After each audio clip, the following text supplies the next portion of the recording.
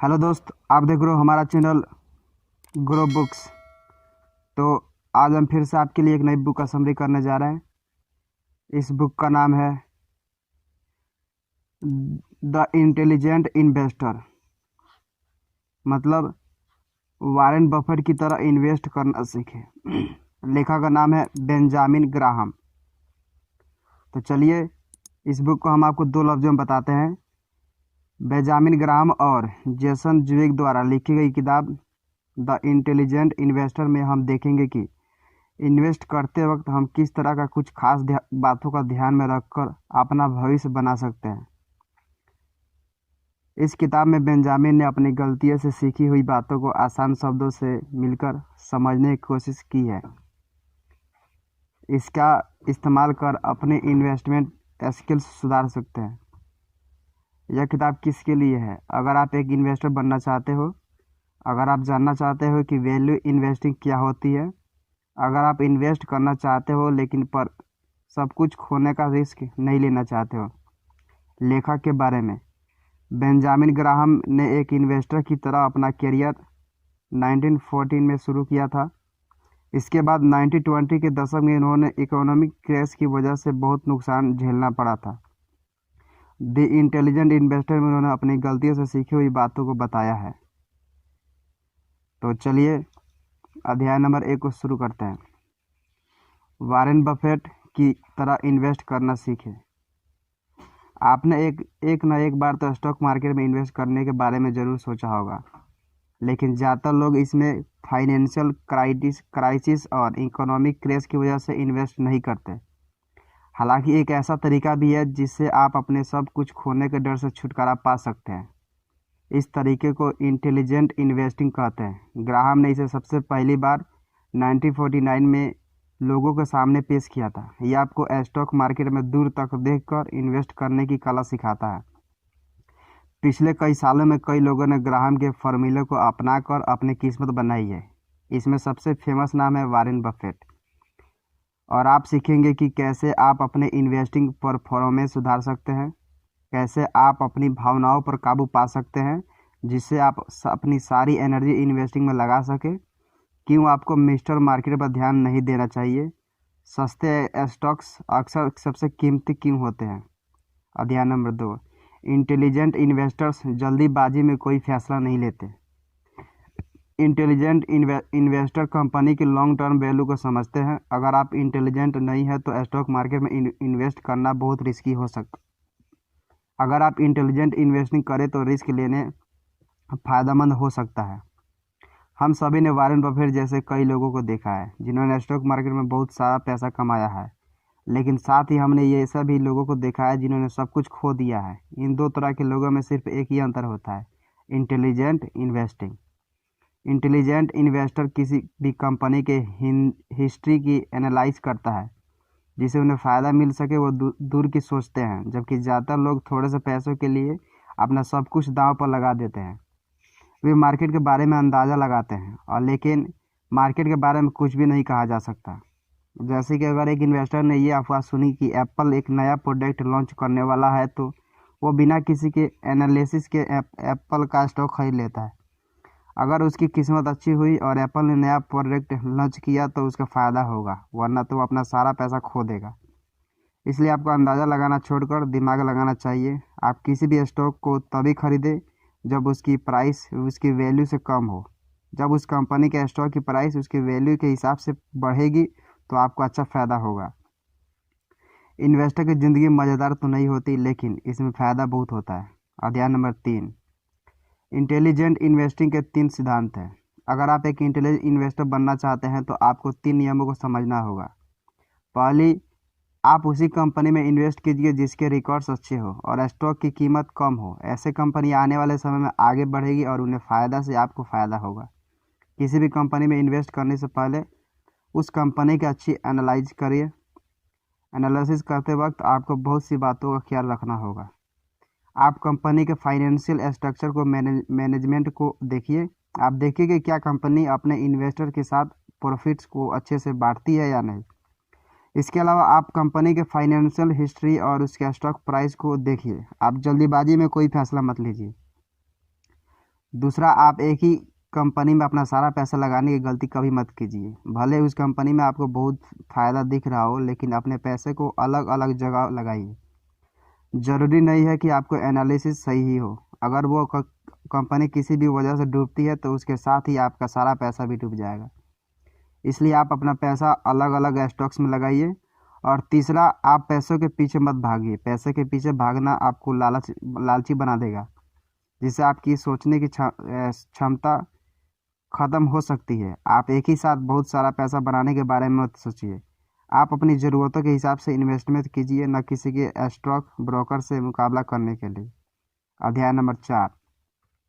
अगर आपको एक इंटेलिजेंट इन्वेस्टर बनना है तो आपको स्टॉक मार्केट की हिस्ट्री पर ध्यान देना होगा। अगर आप स्टॉक मार्केट की हिस्ट्री देखें तो आपको पता लगेगा कि स्टॉक मार्केट उतार चढ़ाव से भरा पड़ा है। मार्केट के बारे में कुछ भी कह पाना लगभग असंभव है। इन्वेस्ट करने से पहले आपको मार्केट के बारे में अच्छे से जान लेना चाहिए।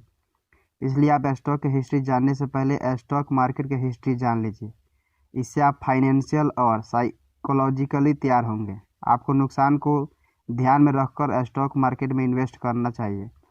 इसके लिए आप बहुत से कदम उठा सकते हैं जो कि नीचे दिए गए हैं। आप एक ही कंपनी में अपना पैसा मत लगाइए। इससे आप सब कुछ खोने के डर से बचे रहेंगे। मार्केट कितना भी नीचा क्यों ना जाए, वो हमेशा अपने आप को वापस ऊपर ले आता है। इसलिए आप खतरे के पहली घंटी पर ही सब कुछ बेचने का फैसला मत कीजिए। आप कंपनी के पिछले 10 साल के रिकॉर्ड्स को देखिए। आप उसकी अर्निंग, डिविडेंड्स और इन्फ्लेशन रेट को देखिए और उसके एवरेज प्राइस राइज को देखकर अपने फ़ायदे को कैलकुलेट कीजिए। अगर आपको अच्छा फ़ायदा मिल रहा है तो आप उसे इन्वेस्ट कीजिए। स्टॉक मार्केट में इन्वेस्ट करने के लिए आपको हिस्ट्री की अच्छी जानकारी होनी चाहिए। अध्याय नंबर 5। आप भीड़ के साथ मत भागिए। इस सबक में हम स्टॉक मार्केट को समझने की कोशिश करेंगे। इसके लिए लेखक ने स्टॉक मार्केट को मिस्टर मार्केट कहकर बुलाया है। मिस्टर मार्केट के बारे में कुछ भी कह पाना मुश्किल है। सब कुछ उनके मूड पर निर्भर करता है। वो कभी कभी सबको ऊपर ले जाते हैं और कभी कभी सबको डुबा देते हैं। जब भी कुछ एक्साइटिंग होने वाला होता है तो मिस्टर मार्केट अपना आपा खो देते हैं और ऐसे में सभी लोग ज़्यादा पैसे देने लगते हैं।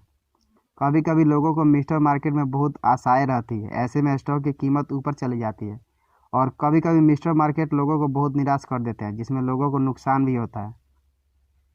एक इंटेलिजेंट इन्वेस्टर मार्केट और भीड़ पर ध्यान नहीं देते। वो जानते हैं कि मास्टर मार्केट का मूड कभी भी बदल सकता है। इसलिए ज़रूरी नहीं है कि जिस स्टॉक में आज प्रॉफिट है उसे कल भी प्रॉफिट रहे।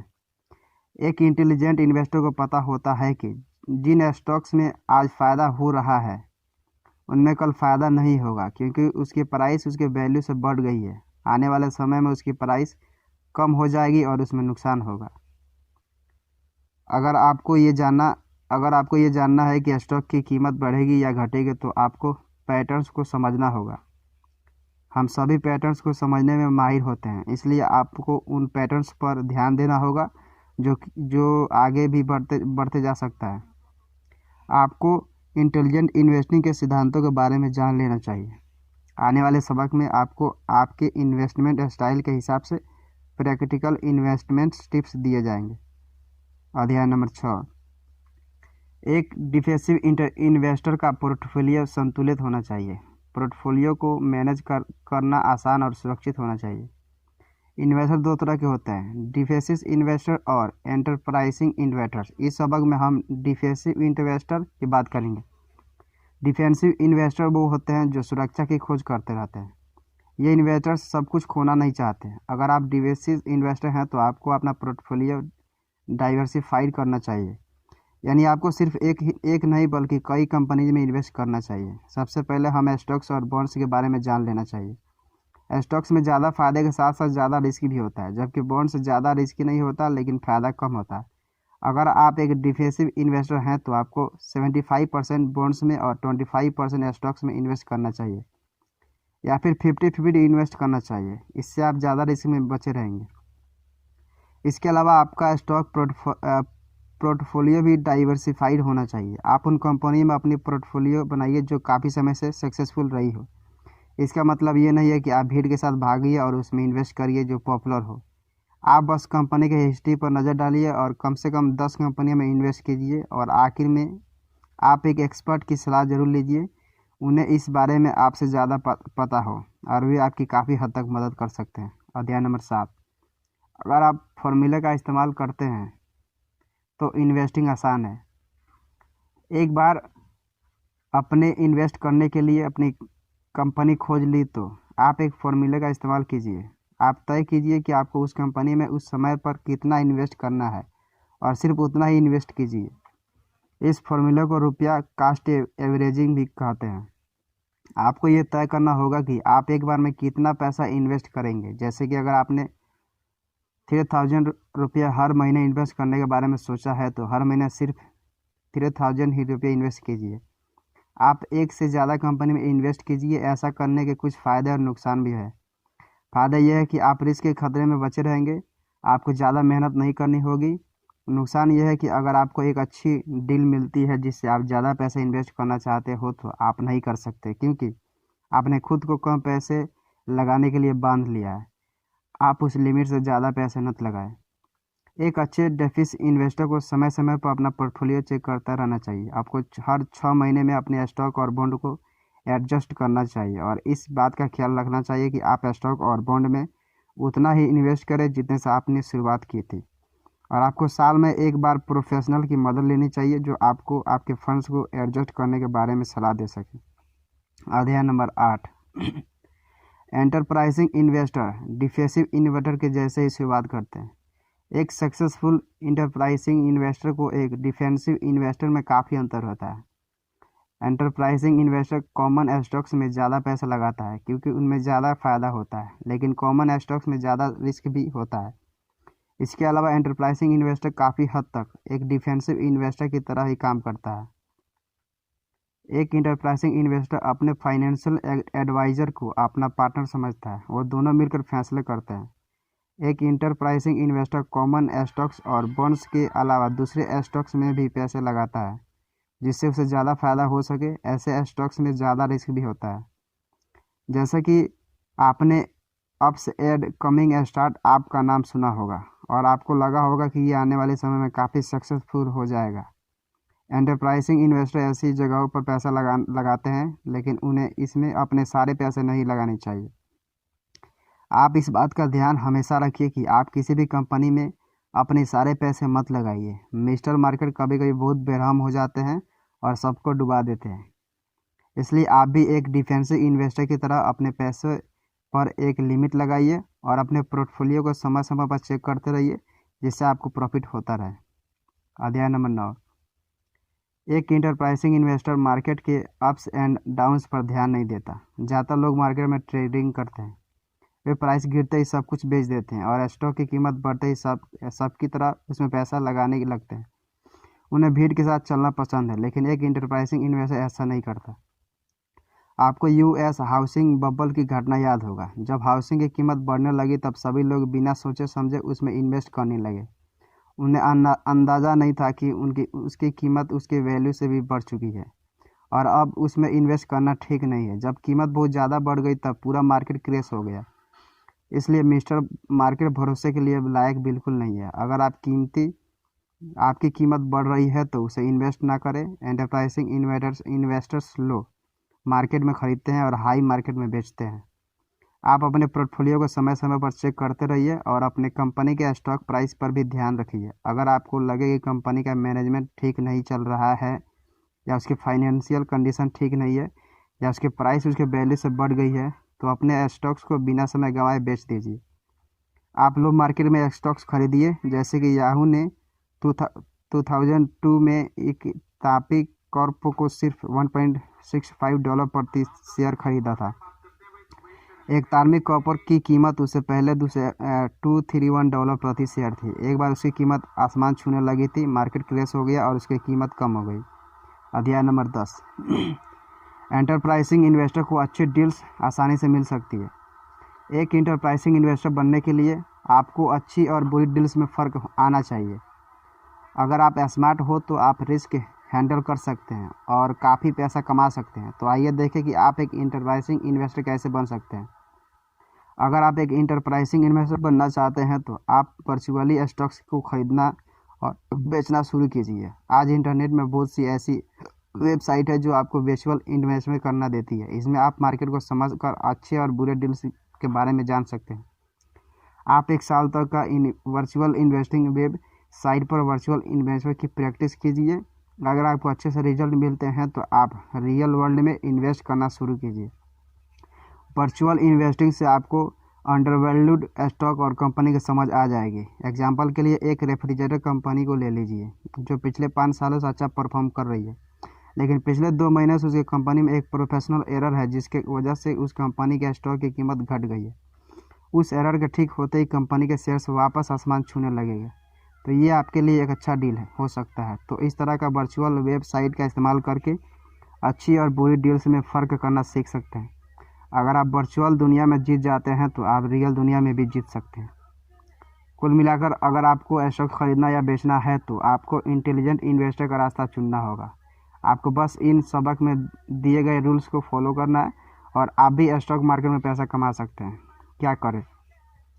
इमोशनल स्ट्रेस से बचने के लिए हमेशा एक एसोटिकल फॉर्मूले पर बने रहें। एक्सपर्ट्स कहते हैं कि आपको अपनी इनकम का 10% इन्वेस्ट करना चाहिए। अगर शेयर सस्ते हैं तो लालच में आकर ज़्यादा न खरीदिए और अगर महंगे हैं तो कंजूसी में आकर कम न खरीदिए। बस अपनी इनकम के 10% बने रहिए। ये बहुत अच्छा तरीका है नुकसान से बचने का। याद रखें कि एक इंटेलिजेंट इन्वेस्टर कभी भी आसमान छूते हुए फ़ायदों को नहीं देखता, बल्कि फोकस करता है और सिर्फ बेल्डेस्ट रिटर्न पर काम करता है।